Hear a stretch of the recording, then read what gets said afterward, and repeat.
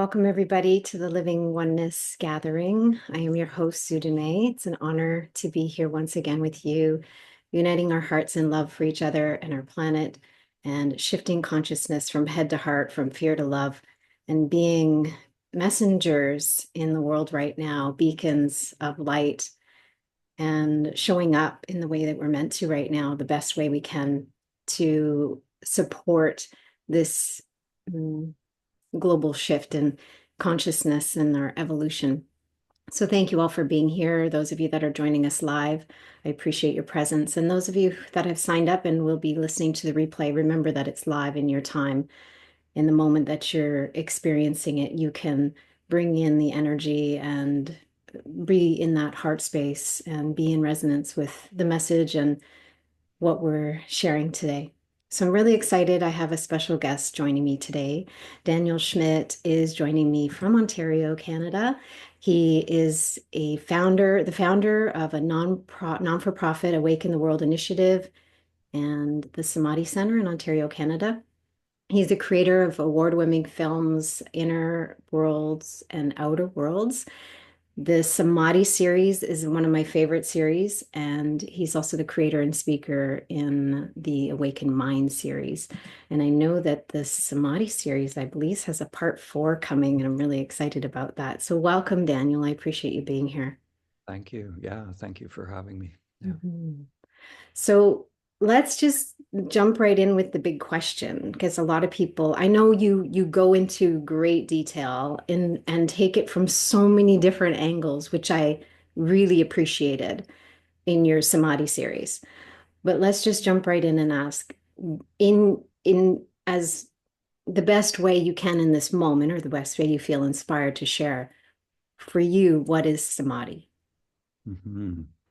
Yeah, It's a that's loaded such question. it is such a loaded question because no one can tell you what samadhi is. Of course, it's so we the questions and answers sort of live on the mental physical plane, and and it seems like what your show is about, the move from the head to the heart. There's another way of experiencing, another way of conveying who we are, being who we are. So this character, that is sort of wrapped up in this dualistic framework, that we become identified with the character when we wake up to our true nature, to who we are beyond name and form. Which that's something that it can only be experienced directly. So direct is not via that conditioned mind. So when that happens, that's samadhi. So samadhi is awakening to our true nature, and that which remains when the mind and body drop off, essentially. Mhm. Yeah. I really, the words that are coming right now is just our connection to our true essence and not having the filters of that dualistic thinking and the filters of what's possible or what's not possible within our experience of the body, where we can just be with that essence and have that experience. And I love when you said, and you say this a lot in the Samadhi series as well, is it's such a unique experience. And we can, I do my best in the Living Oneness Gathering to kind of point people in different ways, because we can kind of get there in different ways, and for what's going to work for one person may not work for another.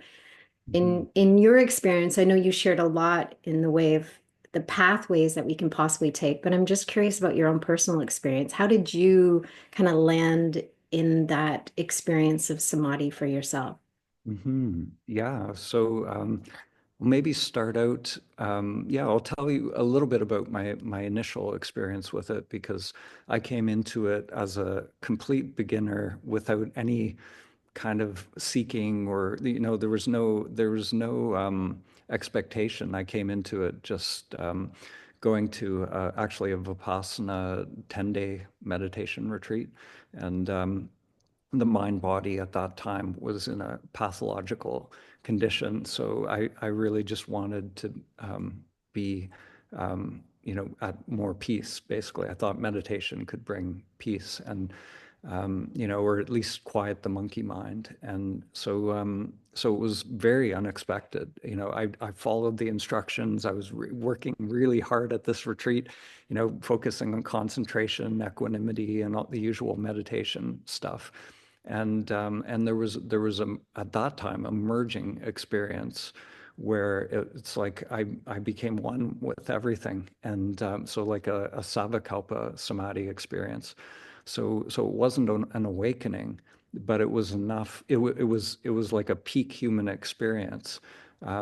So it blew my mind, literally, like out of my conditioned patterns. And in that experience, the seeker was born, because I lost the experience as well. So this is the key thing that I always like to reiterate in the films and in my meditation retreats, is that experiences are temporary. Experiences come and go, but the truth of who we are, the awareness, the knower of that experience, when we have an awakening, we recognize that awareness is ever present.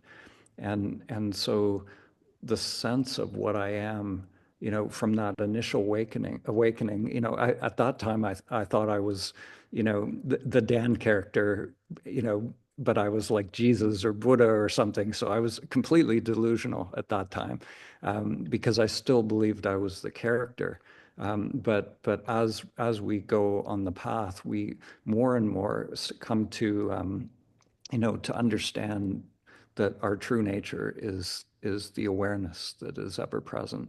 And so when I realize that, the whole continuum of human experience is happening within this character, but awareness is ever present. So from that initial experience, I was desperate. The little Dan character was desperate to get that state back. And of course, the more the character learned and learned about the teachings and techniques and all of that, the further the character got from that experience, because the character can't do it. The character can't awaken. We awaken from the character.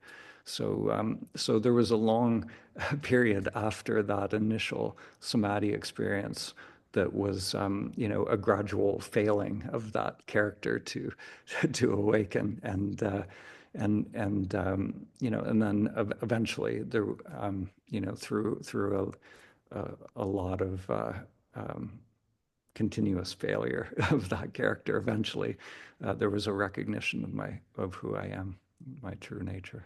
Mhm. Mhm. You talk about the character or even the mind, it's not the mind that awakens. Like we can't awaken the mind. We don't even, for me, I don't even experience my consciousness at the level of the mind. My awareness comes, it's like it's always running, it's like it's running in the background. It's like it's just part of the nature of who I am behind the ego character or behind this persona we call Sue or whatever it is in the world that we experience. But Yeah. it's Mhm. coming to realize that awareness behind everything that we believe up until that moment is who we are, right? So Yeah. Yeah. yeah. That's it. Yeah. And so, if the sense of who I am is with that awareness, then we see that all the preferences and the suffering, all it's all within the character. But if we recognize awareness has no, qualities, it has no preferences. It just is aware, and it's like watching this whole show, the drama of life unfolding, and the comedy, the tragedy, all of it is happening within the world of form.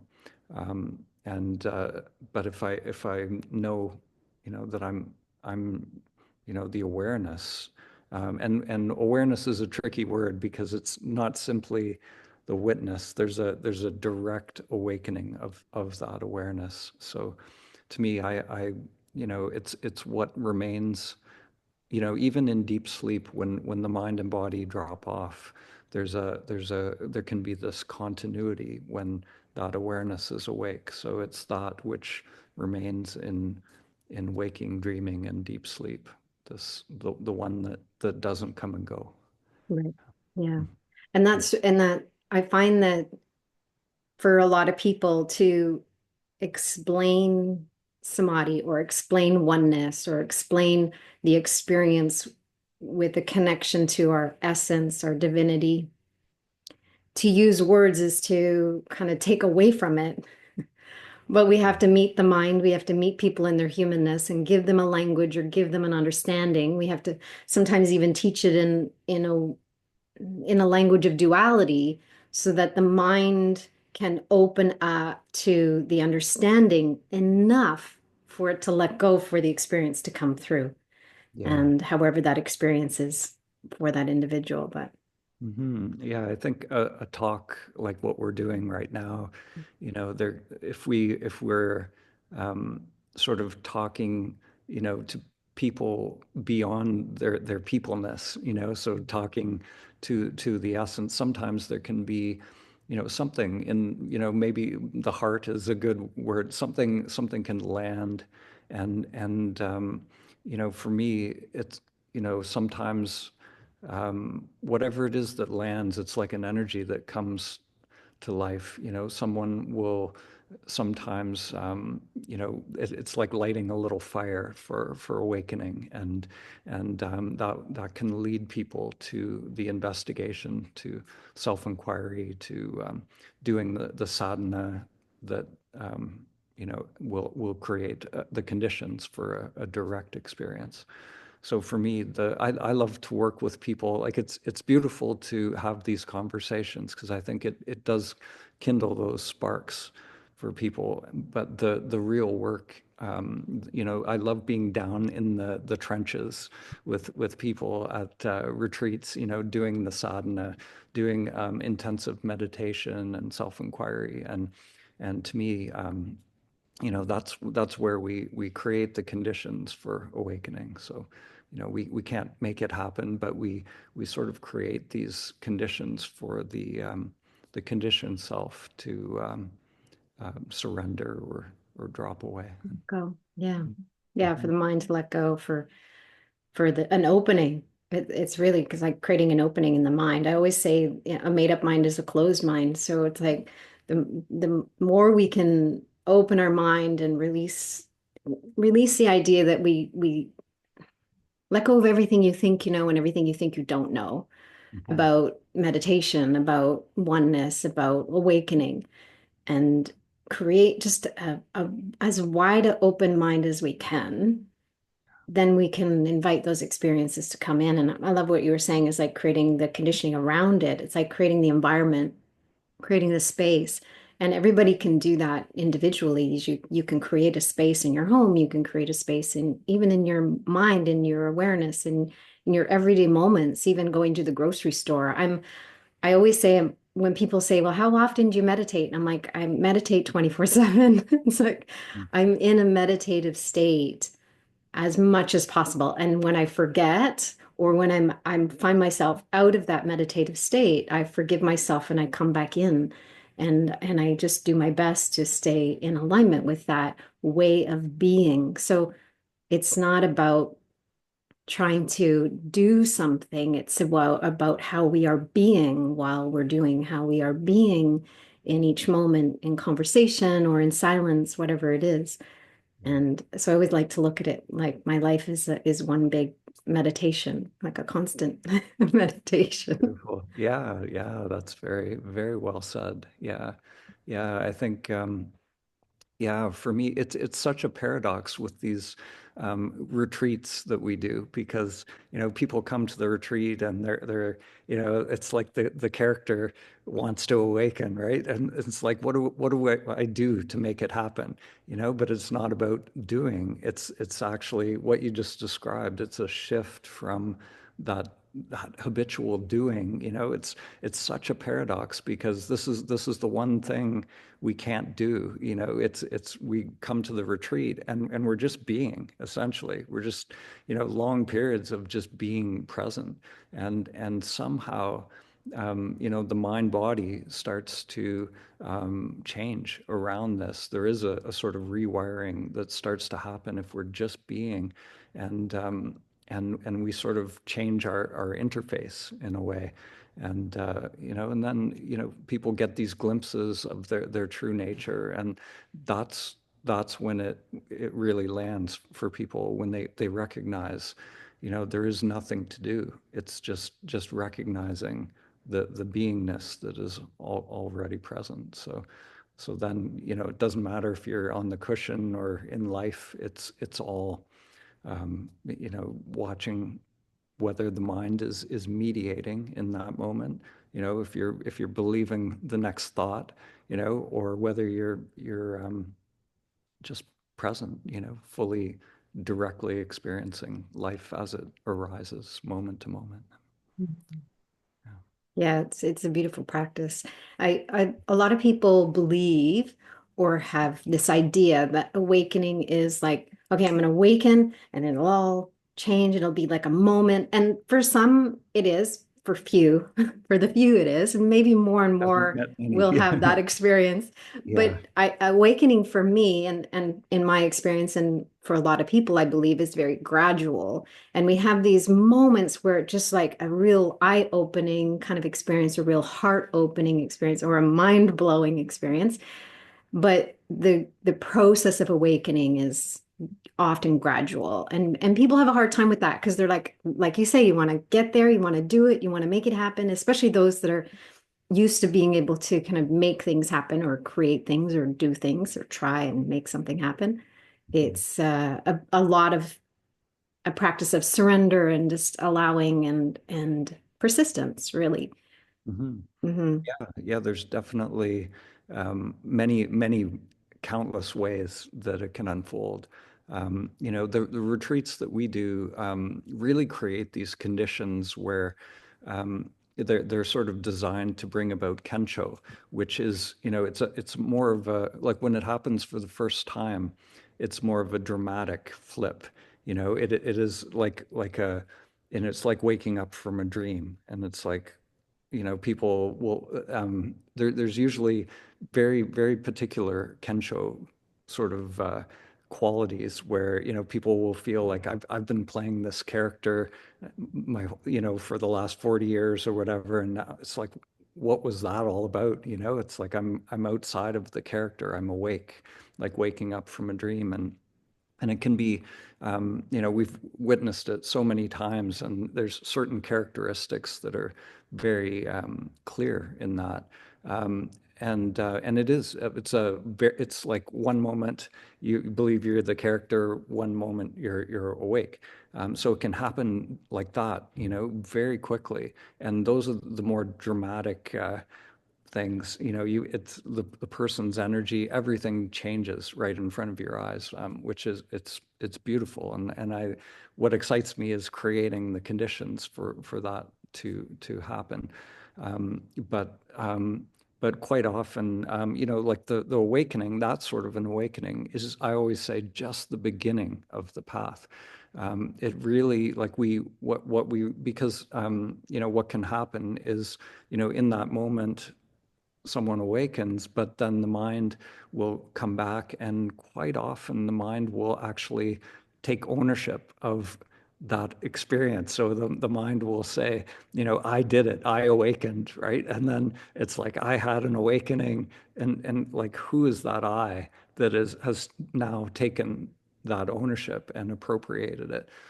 So I think the deeper part of the path and is actually really coming to question that I, and it's the I thought that is at the root of that entanglement with the ego structure. So that work, that really begins once there's that glimpse and that knowing. And that work and it can flip on the other side as well. We can start doing that work, like observing the mind, realizing that we're not the mind, looking at the preferences and the perceptions, all these different layers of the mind, and gradually realizing it to be empty of self. So it can happen in a big flip, but still that work has to happen, or we do the work first, and then it's like bit by bit we come to that unveiling and stripping away of that illusion. So yeah, it can be. I've seen it in all different ways, and I think, like you said, nobody. Um, just I've never met anybody who just awakens and it's like they're And they're that's it. done. Yeah. Yeah, like that, even the big stories like the great teachers like Ramana Maharshi, he had that awakening when he was a child. He saw a dead body and lied down beside it and had a complete awakening. But yet there were years and years of sadhana after that, this ongoing purification of the self structure, which he was relentless, or something was relentless in him, to bring about that purification and that stabilizing, in awareness. And so yeah, I don't think there's any being where it's just a flip and then it's like all good, I'm free. It's like this self structure is it's a work in progress. Yeah. Yeah, I talk about how the ego evolves and there's a stage of where the ego dissolves. And but even in the dissolution of the ego, it's like it's always there in the background. It's like it's ready waiting for just a point of entry, right? A point of entry where maybe some fear comes in or maybe some leftovers, kind of life bumps up into your leftovers, some deeper stuff that maybe you had been able to overcome for a period of time. But I always feel like for me, it's like I always say I do my best to stay in alignment. And I do that as close to 100% of the time as I can, but I'm always aware that the ego may come in. Like I talk about the ego being our teacher of fear and separation and giving us an experience of separation. So it's always there in the background. And this classroom, this life classroom is so convincing. There's so much programming and so much evidence to the contrary of what we know in our heart that it's easy to get caught up in the convincing nature of what's happening in the world. So what are some practices that maybe you could share in this moment that would kind of bring people back, kind of snap them back to coming back home to the heart or coming back home to that place within them that knows their true essence or can connect to their true essence again? Hmm. Yeah, that's a great question. So, um, yeah, so there are the practices like on the cushion and meditation practices. But one of the life practices, for me, it's really this whole path of awakening and the heart path, all of it is it it involves making what is unconscious conscious. So bringing the light to the shadows, and for me, like the operations of the ego, the egoic mind, there are these different sort of processes that are in play. And so for me, you were describing, being at the grocery store and, just always being present or always meditating or always inquiring, whatever we call this. To me, it's turning that light on the mind itself, seeing what is in play. Um, so I would say some of the biggest ones are, when the mind is evaluating, so the mind, you know, the part of the mind, like in Buddhism, they talk about the samskaras, the conditioned patterns that are running, and they're made up of preferences, and it's this mechanism of the mind that's always evaluating this is good, this is bad, I like this, I don't like that, and it's creating this binary sort of dualistic experience of the world.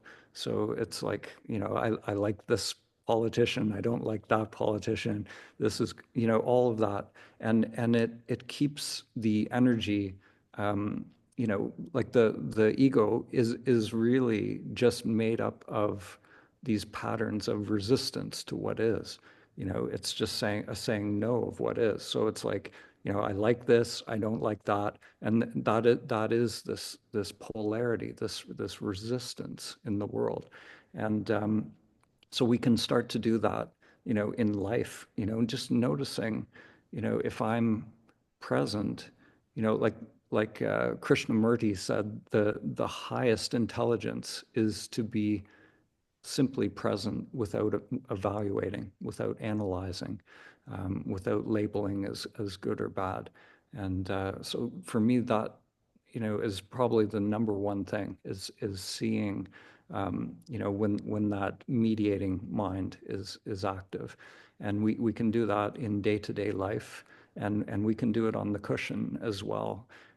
Going into the somatic field, we do it in a slightly different way on the cushion, but the little discomforts that come up in meditation, trying to avoid our pain, all of that. When we stop reacting and stop, this endless cycle of craving pleasure and avoiding pain, then we can start to do a very deep rewiring within the self structure as well. So for me, those two dimensions, taking it into the world and doing the same thing that we're doing on the cushion, but more directly within the framework of the body. I would say those make the greatest difference, and that there are different sort of things as well as we progress on the path. There's the perceptual part of the mind as well, the part of the mind that is sort of entangled with um, language and memory. So the part of the mind that's perceiving things in the world, it creates the subject object duality.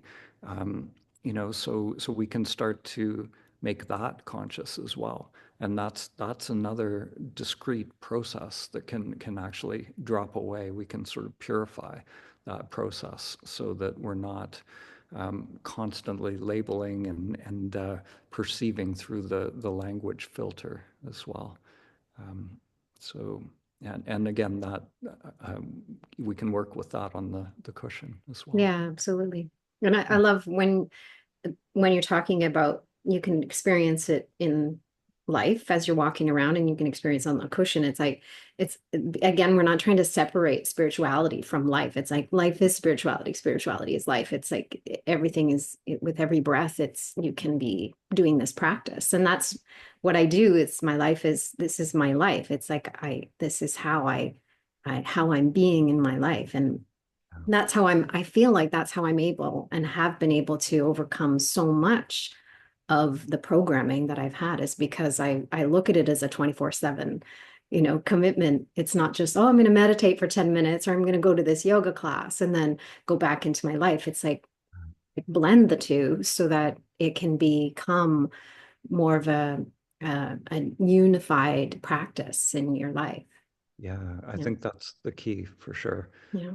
I think it's very common, like that, sometimes these meditation retreats can be sort of an escape from life, and we might feel good and, reach a state in there that it becomes almost like an addiction itself. We start chasing bliss or chasing states.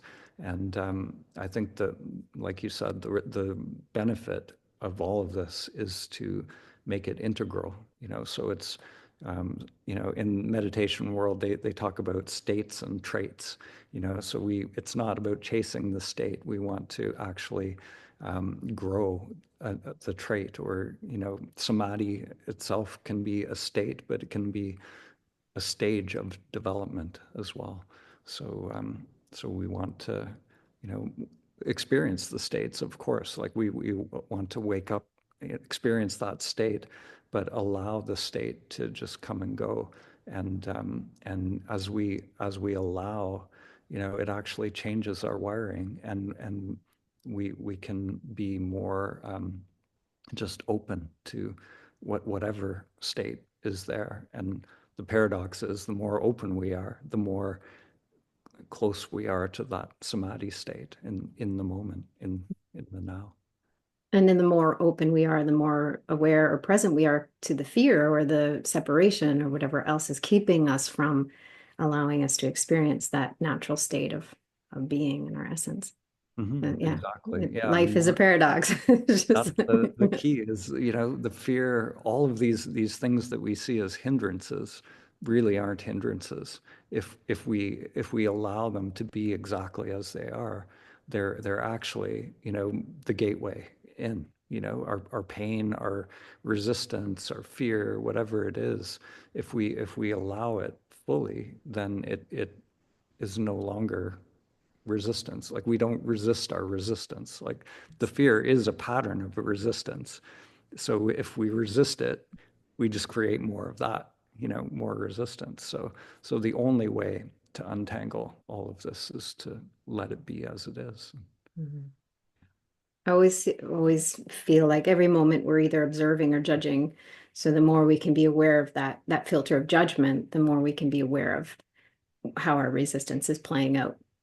In my experience, fear, the resistance is actually the gap between what the mind thinks and what the heart knows. So I see resistance as a friend pointing to, hey, there's something here to look at. There's something, like, go within. There's a piece for you to heal or shine light on, or that's where you're gripping, that's where you're holding, that's where the ego is trying to keep you stuck in the loop. So I use it as an entry point. Yeah, that's it. That's beautiful. Yeah, Yeah. that's it. You're not resisting your resistance. Yeah. Yeah. Yeah. One thing in the Samadhi series you said that really struck me, and I keep seeing this picture, and I don't know if you actually talked about sticky notes, but you talk about labeling, so labeling the thought, labeling, what's happening or what you're noticing, so you can create more awareness around it. So, oh, that's a thought of attachment, or that's fear, like just labeling things. And so I saw these little sticky notes, and just see these sticky notes put on these thoughts or the ways that my mind was programmed at the time, and it really helped me become more aware moment to moment, and make it a little lighter, right? Because I think a lot of people get into the spirituality, and they want to awaken, and they're gripping it so tight, and it becomes so serious and so heavy, and then we get wound down into the intensity of it. So I like to make it light, playful. So the sticky notes was good because I had lots of colorful sticky notes if they showed up. So those Little kinds of sparkles. little tools. What's Yeah. that? Little sparkles on Yeah, them. exactly. Yeah, yeah. Yeah, that's cool. With Yeah. little stickers. Good job. We did that one. So, Yeah, that's good. Yeah, I think it's so important. To me, there can be a playfulness to it, and if there's a heaviness and a seriousness to it, um, it's probably, that's the ego trying to do something again. But yeah, I see it like in self-inquiry. Sometimes people come and they're so serious, it's like, I want to find out who I am, and there's this, like, there's on a mission to do it. And I've found, it's when people sort of relax that, and they can just sort of be here and play with the technique, play with the experience.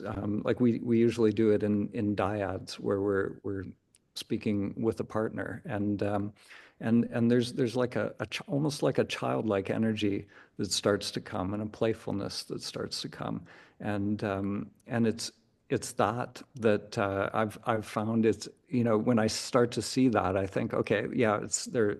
That's the direction. That's what we, because like, it's interesting. Like, if you ask a little kid, tell me who you are, they don't give you, these great philosophical answers. I'm everything and nothing. I'm Purusha and Prakriti and all this stuff.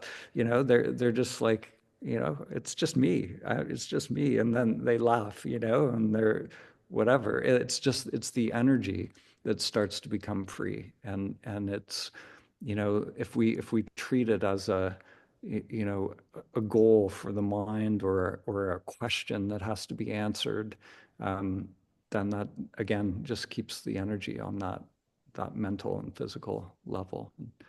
Um, but you know, when we have a don't know mind, you know, the childlike mind is really a don't know mind. You know, so the paradox is when people start to awaken, you know, the mind actually has given up the knowing. You know, it's given up, it's failed. It has to be confused or a don't know dropped off mind.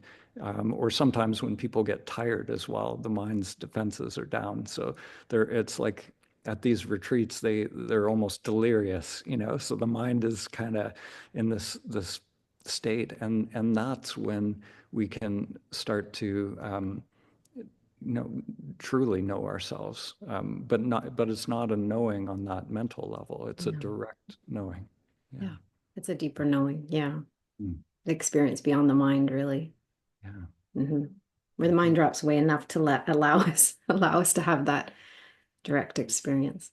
Yeah, Mhm. yeah. That's really what the retreats are about. We put people in these ridiculous conditions, and it's so that the mind will drop, Yeah. and then when they get that glimpse, then you know that whatever is freed in that moment, that energy, usually it's a pivotal turning point on the path, because Mhm.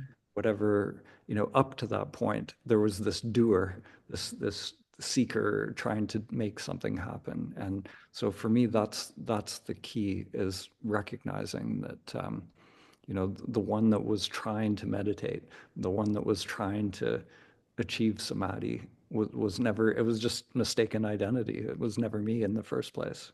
You know, so when we really get that directly, um, you know, that's the turning point, and that's the beginning of true meditation. You know, then meditation is not a doing of anything. It's just being. It's just a recognition of who I am in the moment. Yeah, I love that.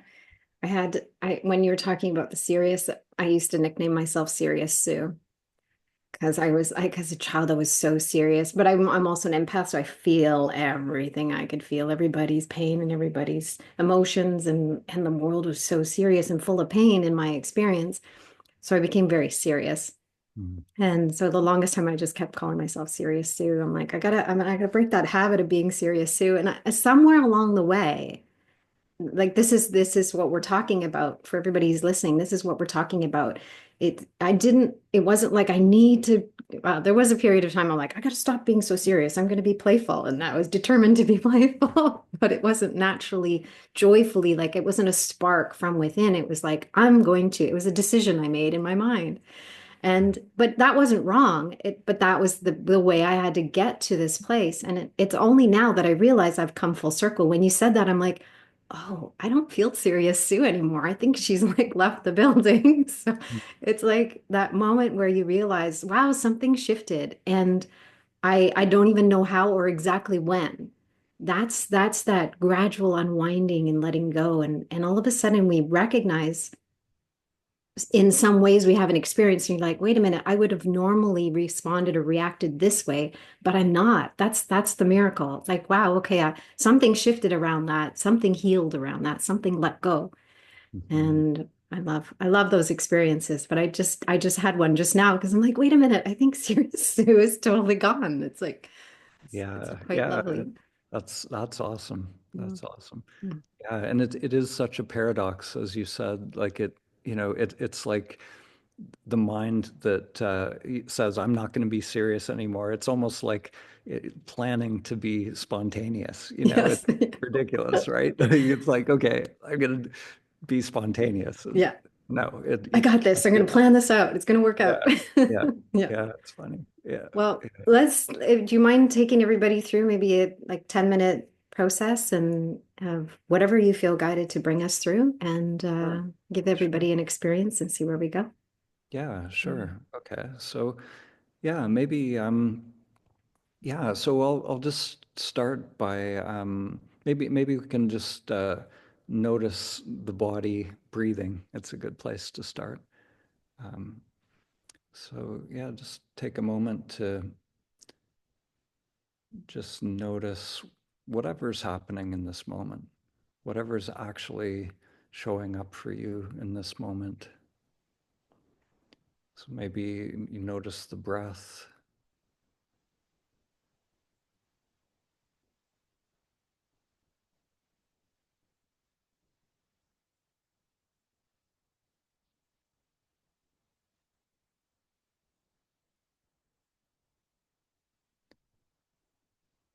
Notice the body's position.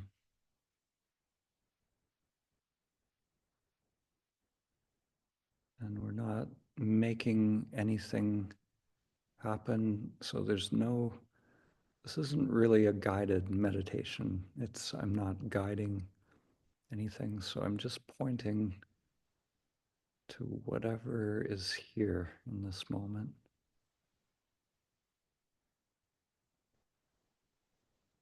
So there's no need for doing anything, just recognizing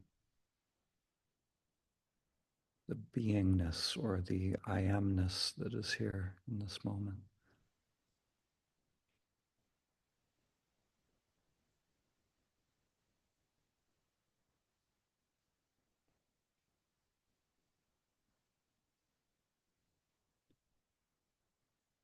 And this beingness that is here, it's the same beingness that's always been here. So as we were talking about that childlike nature, when we were children, this beingness or this I amness was present.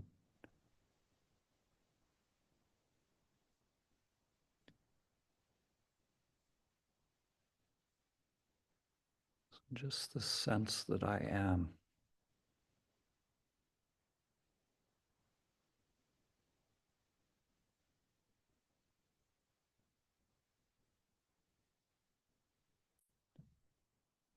There's this whole field of changing phenomena within the mind and body.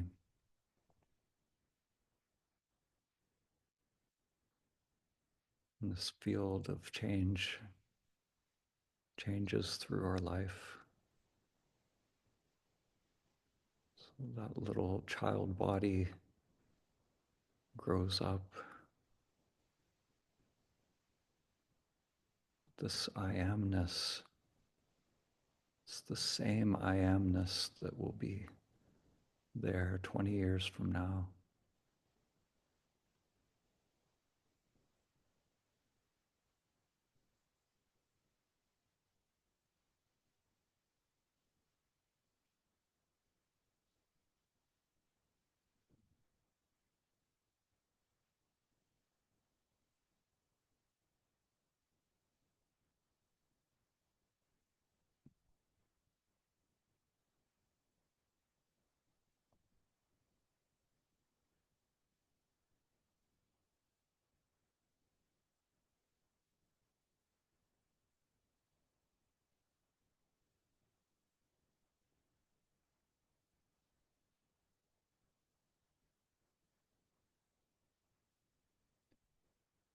Whatever is arising in the mind and body, just let it be exactly as it is.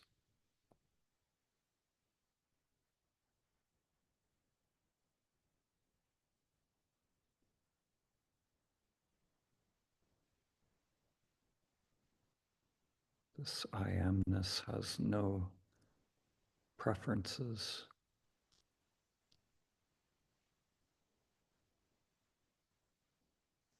It just is.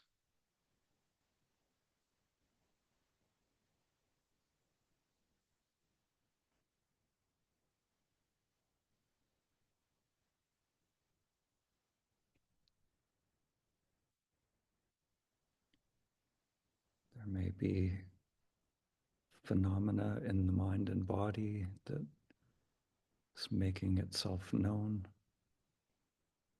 be thoughts and sensations.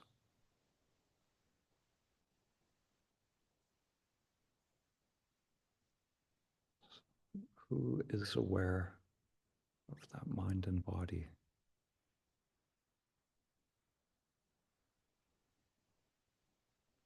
Can you directly experience that I amness?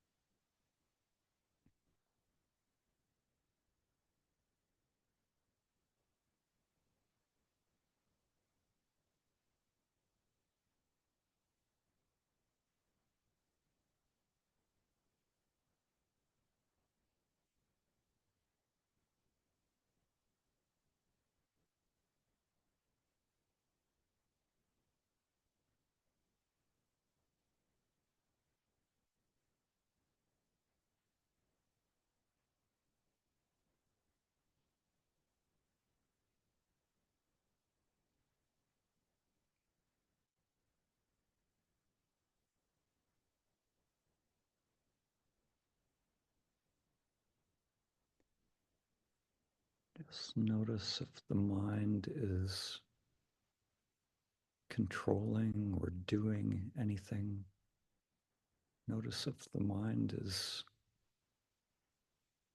manipulating this moment in any way, mediating. And we just want to notice.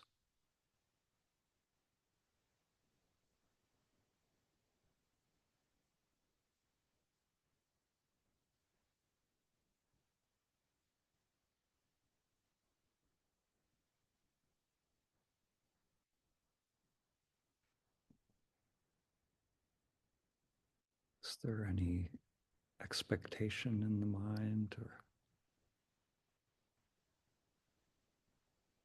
wanting of anything?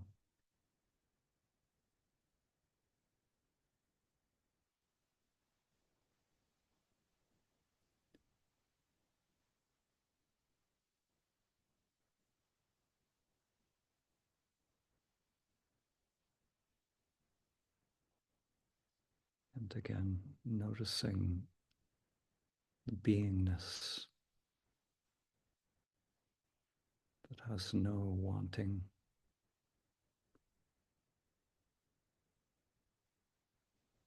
that just is.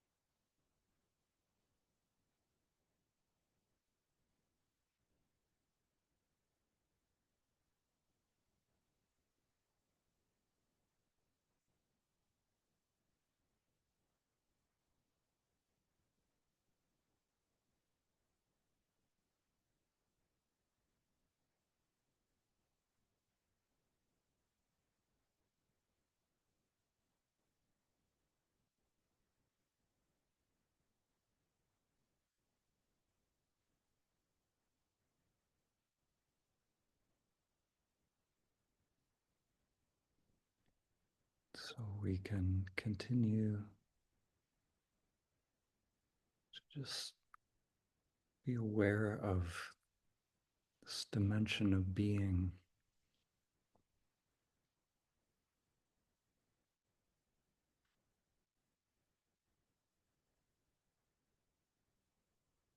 only the conditioned mind that requires something to do, feels it needs to do.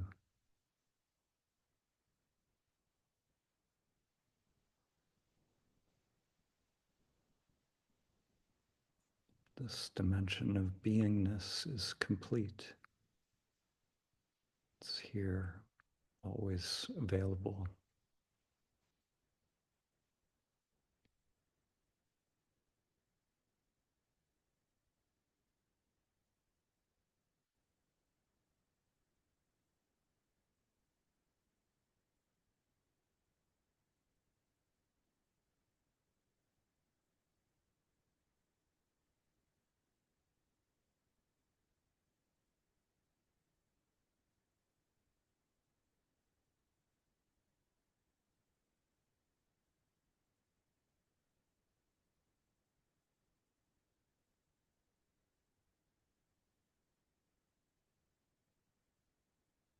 So we rest in this open space, this open beingness. There's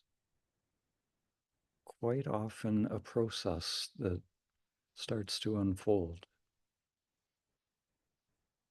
Whatever is hidden in the unconscious mind can start to come up to the surface.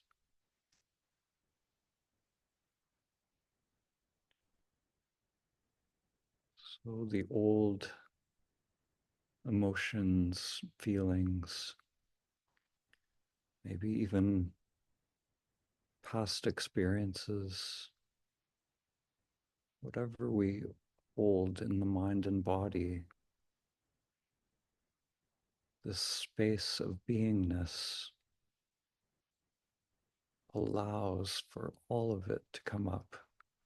All of these incomplete experiences that have left impressions in the mind and body can come up to be experienced.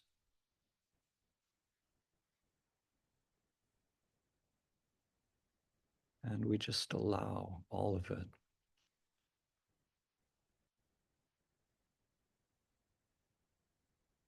Sort of a burning up.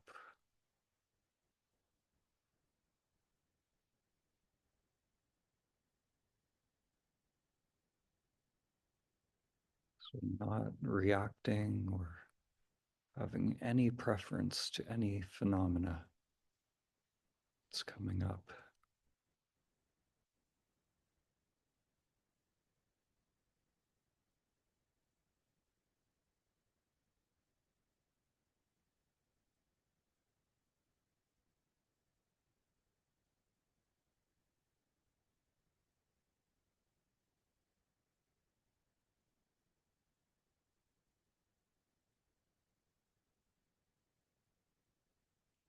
Letting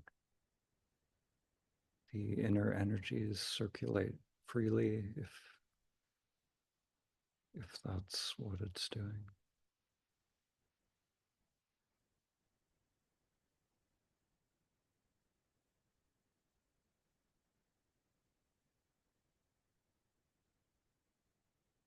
And we can continue to take this into our life,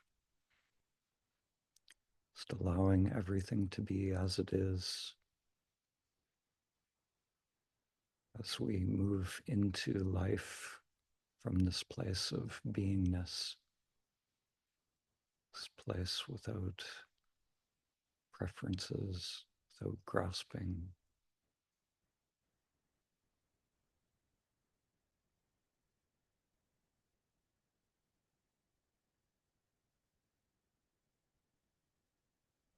I won't end the meditation. We'll just let it continue.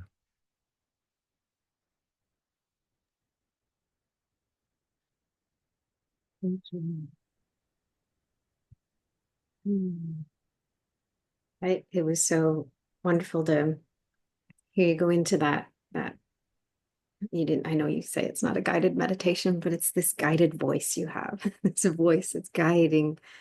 And there was a period of time a couple years ago where I came across the Samadhi series, and I literally, if I would wake up, I would often wake up in the middle of the night and I would do my meditation and have different things go on. And then I'm like, oh yeah, just put Daniel in my ears. And it just like sunk me into back into sleep. And I'd wake up at some point going, oh yeah, I gotta take that out now. But I would often fall asleep or have these like deep, just dreamy meditations where I'm just really present and sinking into your voice and your words. So thank you. It's like a kind of an ocean, floating in an ocean with your voice. It reminds me of that experience. Thank you. So any kind of final words, anything you feel to share with people that would help people understand a little bit more about maybe what's happening in the world and what role they can play and how they can hold steady Mhm. through this? Yeah. So yeah, so what we just did there, I think for me, coming into just being, like to me, the whole path can be summed up by two words, just be. And you already are. So, there's it's just recognizing that beingness and whatever flows from there, whether we're doing an intensive retreat, where we're purifying the samskaras and all of that, or we go into life and the matrix is doing its thing, especially now. There's a lot of activity in the outer world, in the field, and it's all the same process of when we can just be, then whatever unfolds, whatever is meant to happen, energy just seems to have its own intelligence, so I just trust that, whatever is meant to unfold. So it doesn't mean life will be easy, or always in this beautiful flow. It might be, if we go into such situations in life with that open heart, or that just beingness, without the ego engaged, all kinds of stuff, crazy stuff can happen. Quite often does happen, and it could be quite disarming for whatever patterns are in play in the world. So it's not easy, not easy work. When we feel our little ego wanting to react and wanting to engage, or evaluating something that's happening, and it's like, this shouldn't be happening. um, when we see that and we can just allow and just be, it's like in our self-inquiry technique that we do in the dyads. The technique works when one partner is just purely witnessing, just purely allowing, without any evaluation of what's happening, staying in a don't know mind. Because the truth is, what is happening in the outer world, we don't know. We The mind likes to think, this is good, this is bad, but when we let that go, we can move from an experience of the outer world that is based on, good and bad, duality, evaluation, to experiencing, to direct experiencing.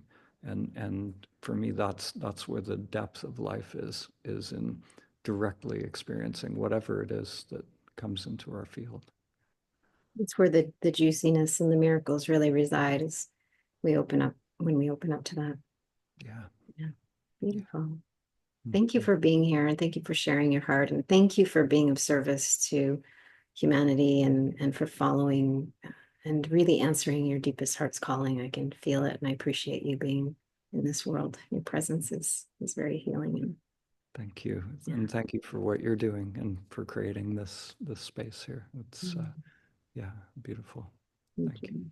you. Mhm. Thank you, everybody, for being here, for honoring what the needs of humanity right now, and your own needs as well. It's like, this is for you. This is a heart scrub for yourself. This is a reminder for you to come back to that space within you that can connect to your divine essence, and your presence is appreciated. I see you, I honor you, I thank you, I appreciate you. Until next time, love and blessings.